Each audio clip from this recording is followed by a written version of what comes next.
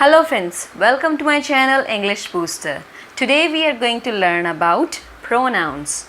A pronoun is a word that takes the place of a noun or a noun phrase. For example, I, me, he, she, herself, you, it, that, they, each, few, many, who, whoever, whose, someone, everybody, etc. Let's see an example. John saw Claire and he waved at her. So in this example, he takes the place of John and her takes the place of Claire. So why do we need a pronoun? If we didn't have pronouns, we would have to repeat a whole lot of nouns. For example, Sarah is my best friend. Sarah majored in computer science. Sarah likes to play chess. To stop this repetition, pronoun is required. Pronouns help us use fewer words and avoid repetition. Okay? Noun phrase and examples. What is a noun phrase? A noun phrase is a group of words that work together to name and describe a person, place, thing, or idea. For example, the quick brown fox jumped over the dog. So here, the quick brown fox is a noun phrase. Second example, the end of the show was great. So the end of the show is a noun phrase. Okay? Now let's see the type of pronouns. Personal pronoun, possessive pronoun, relative pronoun, reflexive pronoun, intensive pronoun, interrogative pronoun, demonstrative pronoun, reciprocal pronoun, indefinite pronoun, and distributive pronoun. Okay? So we will see them one by one. Personal pronoun. Personal pronouns represent specific people or thing. We use them depending on number, singular or plural, person, first person, second person, third person, gender, male, female or neuter, or case, subject or object case. So let's see how to use them. For first person singular, male or female, we use I as subject and me as object. For second person singular, male or female, we use you as subject and you as object also. And for third person male, we use he as subject and him as object. For third person singular female, we use she as subject and her as object. And for third person singular neuter, we use it as subject and it as object. Okay? Moving on to plural personal pronoun. For first person plural, male or female, we use we as subject and us as object. For second person plural, male or female, we use you as subject and you as object. For third person plural, male, female or neuter, we use they as subject and them as object. Okay? Now some examples. How to identify subject case or object case. For example, I love tea. Annie helped me. She is clever. Does mom know her? So in these examples, I and she are subject case and me and her are object case. Okay? Now let's talk about personal pronouns a little more. Like this is my dog, Roger. He or it is a nice pet. If you want to mention the gender, then you can mention it. And if you don't, then use it. We also often use it to talk about weather, temperature, time, and distance. For example, it is raining. It is 6 o'clock. It is 50 kilometers from here. Okay? So we often use it to introduce a remark. For example, it is hard to believe story. It's difficult to find a job. It's nice to enjoy the rain sometimes. It is important to keep ourselves clean. Moving on to next pronoun, demonstrative pronoun. Demonstrate means to show, to indicate or point to. Next pronoun is demonstrative pronoun. Demonstrate means to show, indicate or point to. It represents a thing or things. When something is near in distance or time, then we'll use this or these. When something is far in distance or time, then we'll use that or those. These and those for plural, this or that for singular. Now let's see some examples. This tastes good. or delicious when something is near you. Okay, these are bad times. So we're talking about near in time but plural. So do you like these flowers? So flowers are near you. Those were the days. Far in time and plural. Look at that. So something is far away from you. So you're saying look at that. That is really beautiful. Moving on to possessive pronoun.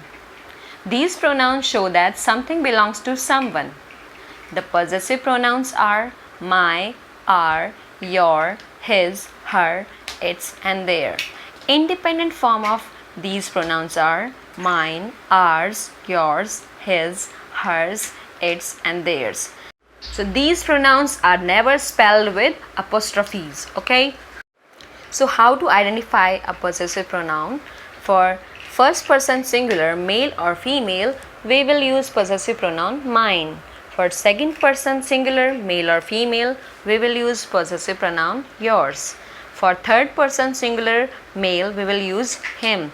For third person singular female, we will use hers. Now moving on to plural ones. So first person plural, male or female, we will use possessive pronoun ours. For second person plural, male or female, we will use yours. For third person male, female or neutral, we will use theirs. Okay, so whose can also be an interrogative possessive pronoun.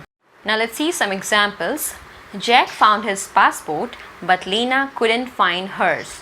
So hers here is acting as an object, or hers means her passport. Okay, your photos are good, ours are terrible. So ours is acting as a subject here, which means our photos.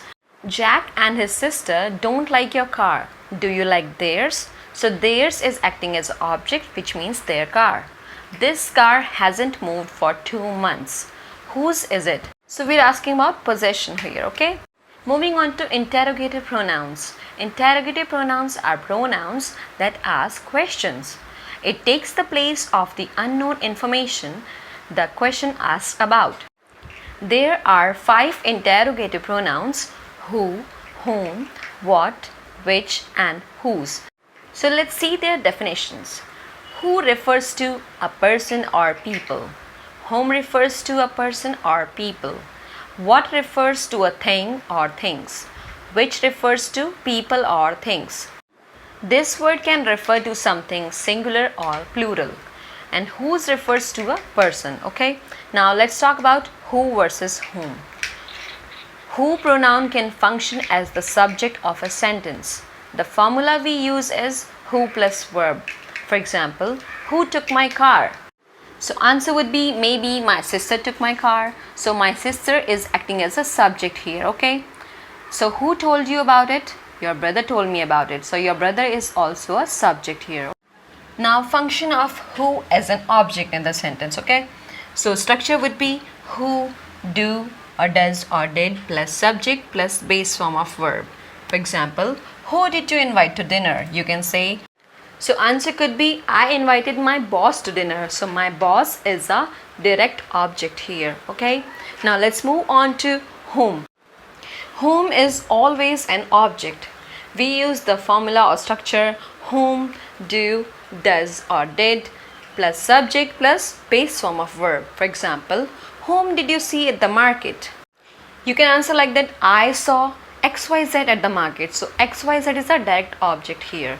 And whom did you talk to? I talked to my mother. So my mother is also a direct object. So whom is actually used in formal English. Alright. Next is what. What is the word we use for thing or things? It can be the subject of a sentence. The formula we use is what plus verb. For example, what happened to you? Sometimes what can function as an object. When that happens, we use this structure.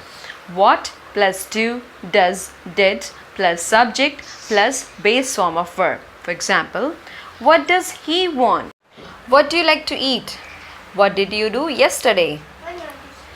Interrogative pronoun which is similar to what. However, it can refer to both things and people, and it can either be singular or plural. Which always involves a choice between two or more alternatives. which may be the subject of a sentence. Structure would be which plus verb. So let's see some examples. Which is your favorite? Football, baseball or tennis? So which is your favorite book? You can give options after that. Which can also be an object. Structure will be which, do, does, did plus subject plus base form of verb. For example, which did he choose? Coffee or tea? So he chose tea. So tea here is a direct object.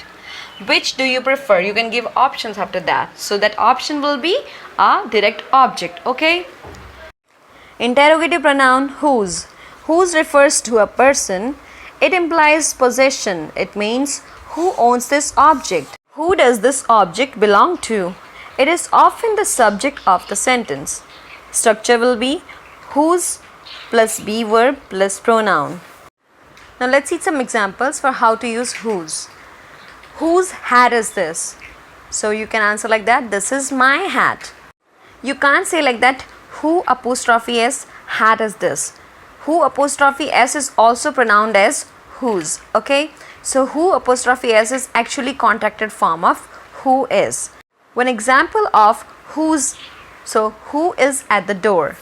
You can also say who's at the door, not WHOSE. So salesman is at the door will be the answer. So whichever, whoever or whatever. Note that we sometimes use the suffix ever to make compounds from some of these pronouns, mainly whoever, whatever, whichever. When we add ever, we use it for emphasis, often to show confusion or surprise. Examples: whoever would want to do such a nasty thing? Whatever did he say to make her cry like that? They're all fantastic. Whichever will you choose? Next pronoun is reflexive pronoun. Reflexive means reflecting back on the subject. We use reflexive pronoun when we want to refer back to the subject of the sentence or clause. They end in self for singular and selves for plural. So singular reflexive pronoun will be myself, yourself, himself, herself, itself, and plural reflexive pronoun will be ourselves, yourselves and themselves. I saw myself in the mirror. So myself is referring to I. Annie sent herself a copy of documents. So herself is referring to Annie. My son hurt himself. So himself is referring to my son. Can you help yourselves? Yourselves is referring to you. They can't look after themselves. So themselves is referring to they. Okay. Now let's move on to our next pronoun, intensive pronoun. Intensive pronouns are similar to reflexive pronouns but have a different function in a sentence. It is not a necessary part of a sentence and serves only to add emphasis to its antecedent, which is in red color. For example, I myself made this cake. So myself is adding emphasis to I. Have you yourself seen it? So yourself is adding emphasis to you. He himself asked us to do it. So himself is adding emphasis to antecedent he. Okay, so I, you and he are antecedent here. Next we have reciprocal pronoun. Reciprocal, which means expressing mutual action. We use reciprocal pronouns when each of two or more subjects is acting in the same way towards the other.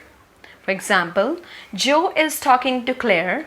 Claire is talking to Joe. So we can say Joe and Claire are talking to each other. Okay? Or you can say Joe and Claire are talking to one another. When we use these reciprocal pronouns, there must be two or more people, things or groups involved. So we cannot use reciprocal pronouns with I, you singular or he, she or it. And they must be doing the same thing. And please note that one another is fairly formal. Okay, so you can use this in formal situations. For example, they were blaming one another. We phone each other regularly. Annie and Joe hate each other. That means Annie hates Joe and Joe hates Annie. They respect each other.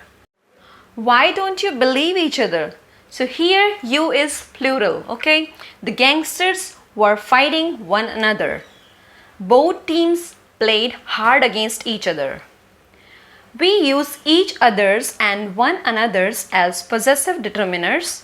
For example, Lisa and Kate hated each other's husbands. That means Lisa hated Kate's husband and Kate hated Lisa's husband. Okay? My friend Olivia and I know very little about one another's work. That means Olivia doesn't know about my work and I don't know about Olivia's work. So let's discuss some typical errors. Be careful not to use us or ourselves instead of each other or one another. Like, we have known each other or one another for 6 years. You can't say we have known us for 6 years or we have known ourselves for 6 years. And we don't use each other or one another as a plural form. For example, they love each other, it's correct. They love each other's will be wrong. Indefinite pronouns. We use indefinite pronouns to refer to people or things without saying exactly who or what they are. We use pronouns ending in body or one for people and pronouns ending in thing for things like anybody, everybody, nobody, somebody, anyone, everyone, no one, someone, anything, everything, nothing, and something. Now let's see some examples. Everybody enjoyed the concert. I opened the door, but there was no one at home. It was a very clear day. We could see everything. Okay? So let's see some rules. We use a singular verb after an indefinite pronoun. For example, everybody loves Sally. Everything was ready for the party. When we refer back to an indefinite pronoun, we normally use a plural pronoun. For example, everybody enjoyed the concert. They clapped. So here they is referring to everybody. I will tell somebody that dinner is ready. They have been waiting a long time. So they here is referring to somebody. Okay? We can add apostrophe s to an indefinite pronoun to make a possessive. Examples: they were staying in somebody's house. Is this anybody's coat? We use else after indefinite pronouns to refer to other people or things. For example, if Michael can't come, we will ask somebody else. So somebody else is referring to other people. I think this is somebody else's coat. So we are referring to other people here, okay? Next is, now let's see the list of indefinite pronouns. Singular indefinite pronouns will be another, anybody, no one, anyone, anything, each, either, enough, everybody, everyone, everything, little, much, neither, nobody, nothing, one, other, somebody, someone, or something. Plural indefinite pronouns will be both, few, fewer, many, others, and several. And which will be both singular and plural are all, any, more, most, none, some, and such. Distributive pronoun. It's a pronoun which denotes persons or things of groups separately. That's why they always become singular and followed by singular verbs.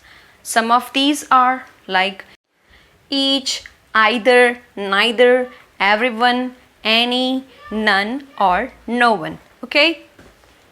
Some examples. Neither of them studies well. Each of you has received the prize. Either of you is not my friend. No one has offered me this opportunity. None of them is brave and doesn't deserve an award. Relative pronoun. A relative pronoun is a word that introduces a dependent or relative clause and connects it to an independent clause.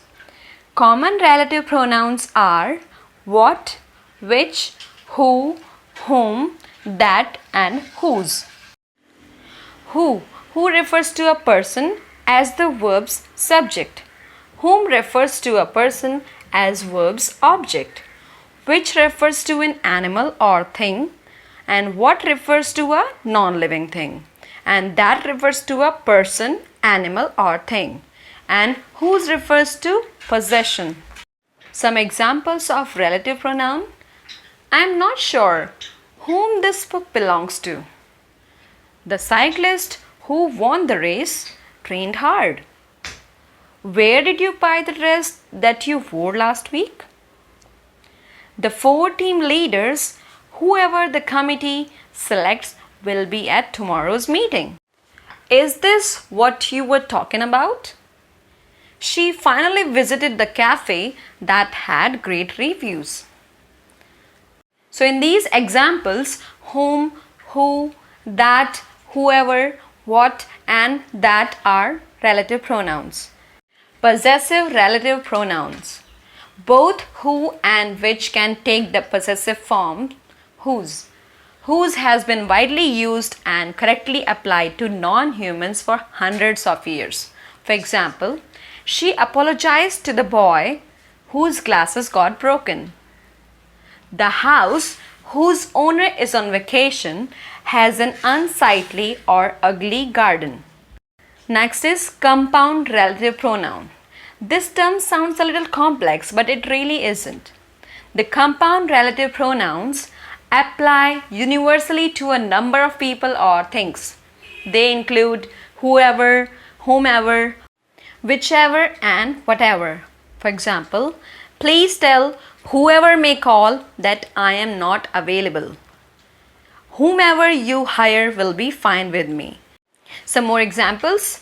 Whichever train you take from here, you will end at St. Green Cross Station. Claire will be successful at whatever she chooses to do in life. Thanks a lot for watching, and I hope you have understood the lesson.